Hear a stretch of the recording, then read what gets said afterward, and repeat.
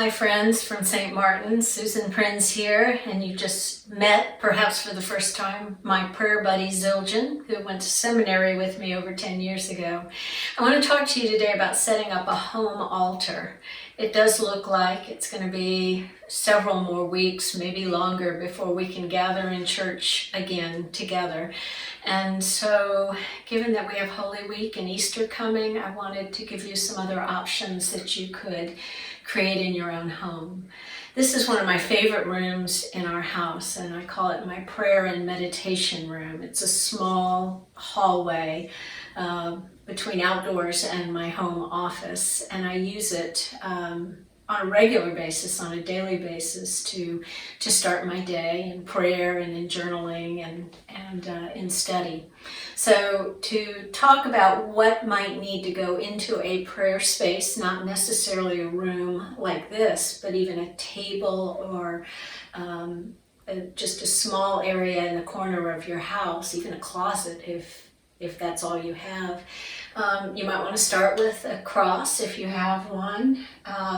If you don't, I can loan you one, clearly. So a cross to remind you who we are here to worship and to spend time with. Around here are some other options. I have a candle that's often lit, the Book of Common Prayer, here a Bible for study. Between the two, I have my journal. I journal almost every day, often write quotes and biblical passages and process what I think God might be telling me in my meditation and prayer time that day. Other things that have personal meaning to you might be really useful. This is the shell some of you have seen me use during baptisms that I collected on a trip. This starfish reminds me of the invitation to constant renewal. I have shells that I've collected in other places. And music might be another resource that you'll want to use, whether you sing yourself, which you all know I don't, or other people's beautiful voices. So those are all resources that you can collect and put in one place and use as a worship space. Another thought is, many of you have young children. How do you create such a space with young kids? It can be a lot of fun. It can also be a little challenging. I would ask you to consider inviting your children to name a worship space where they would like to gather as a family to worship.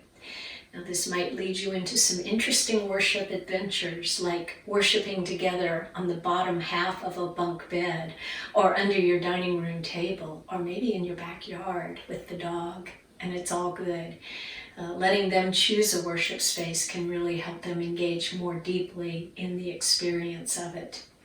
Another thing to think about with young kids, especially active young kids, is you might want to think about handing them scarves or ribbons and asking them to dance for God. That is another way that they can expend some energy but also worship God in a joyful way.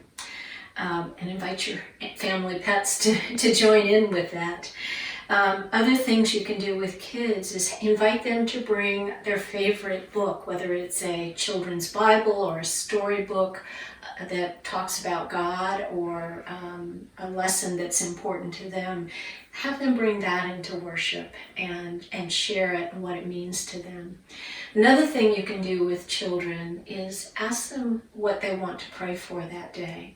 And you might want to collect a journal like this one I have, and collect their prayers in it, and then go back over it a few days later and see what they've prayed for, and see if they found ways that prayer might have been answered.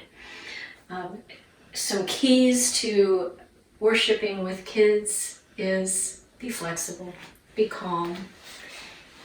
There is no right way to worship God. The best way to worship God is in whatever ways you come together. And if people don't want to say a prayer, if your kids don't want to pray out loud, that's okay. They can be invited to pray silently and to just be a part of it quietly. So those are just a few ideas. There are many more. If you can look online and see some different options, but those are some thoughts that I wanted to share with y'all today. And I invite you to set up your own home altar, wherever that might be. And so Zildjian and I wish you a holy week, and special kudos to my husband who is videoing this today. God bless you all.